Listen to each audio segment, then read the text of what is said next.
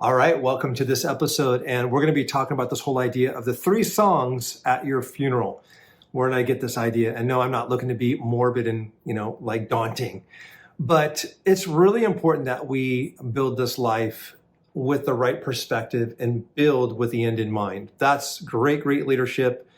Stephen Covey talked about beginning with the end in mind as a wonderful way to measure and to assess truly the success metric of how you want to end. And it's great to start with the end and work your way backwards to deconstructing this life. As we look at the whole life of Jesus and the way that he operated here on his unique assignment and his calling, we have this amazing opportunity to script between now and the end and what it's going to look like. I got this idea because I was walking over by this cemetery that's right near our house. And every time I go by this, and I drive by it daily, I saw this huge stack of all these cement blocks. And when I look closer, I'm like, oh my goodness, these are graves. And those are for somebody.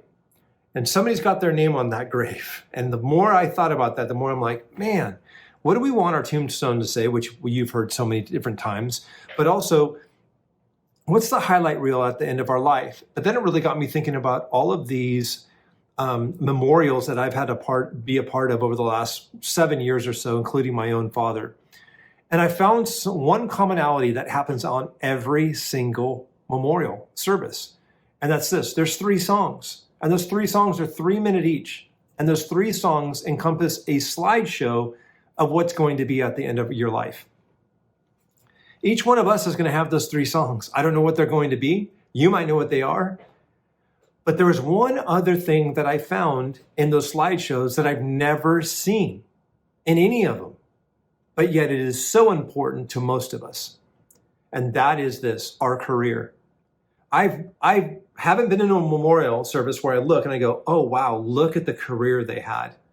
No, the highlight reel of the end of our life is those things which mattered the most to us, those things that we treasure, Scripture says, Jesus said, do not store up for yourself treasures on earth where moth and rust and thieves break in and steal. But do store up, hoard treasure, like send it, defer it, send it ahead. Paul talks about in 2 Corinthians this whole idea of those things that will stand as we stand before the judgment seat of Christ, everything that's going to be consumed, those things which are left, those things which do not get consumed by fire, which is people, which is relationships. That's what Jesus was in the business of. He came to rescue, to have a relationship with us. And the joy set before him, which was a relationship with us for eternity and forever, was what he lived for and went through the cross for. It made me stop and think about, what are we here for? And ultimately, what is the true success metric of a life well lived?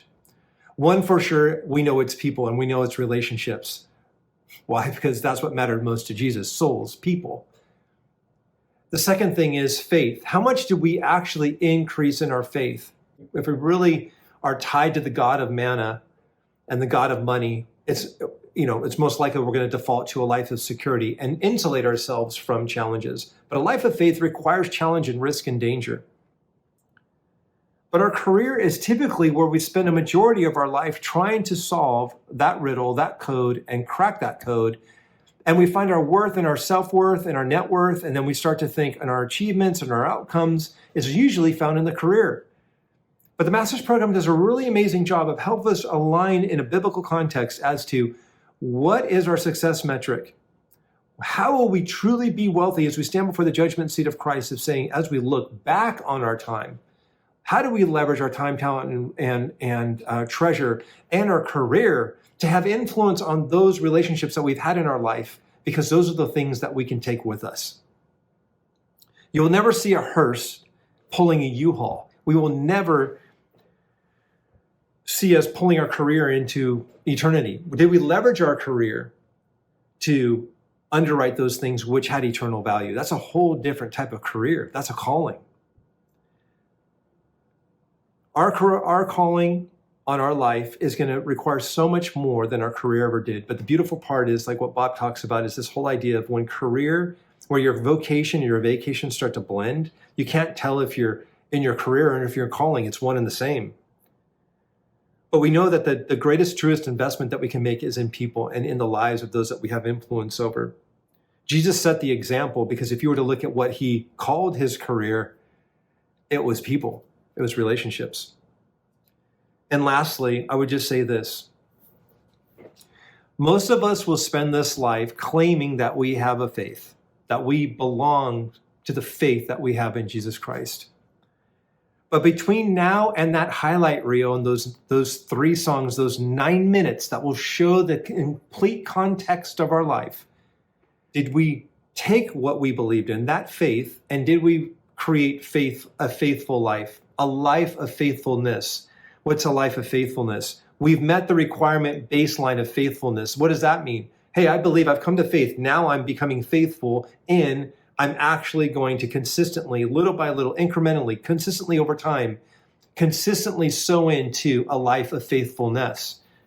That then breeds the results of fruitfulness. But we can't leapfrog faithfulness. Fruitfulness is a byproduct of faithfulness. Our hope and prayer and our job and our calling with the Master's Program is to help you stand before the judgment seat of Christ, the most wealthy, rich, abundant people, men and women, possible at that moment. And that moment shouldn't be a day of dread of like, oh my gosh, I want to go back. It should be hey, I cannot wait to look at the scoreboard of the relationships that I have that matter the most, that have eternal significance of bringing people into God's love. Because if I truly love God, I will bring people to him. And that is our hope and our prayer for you as we do life together here at the Master's Program. So just keep in mind, what are those 3 songs and those highlight reels going to display? Was it a life of busy? Was it a life of productivity? Or was it a life of fruitfulness as a result of faithfulness? We're in your corner. I hope this encourages you. Leave a comment down below and forward to a friend. We're so glad to do life with you. Have a great, great week. See you later.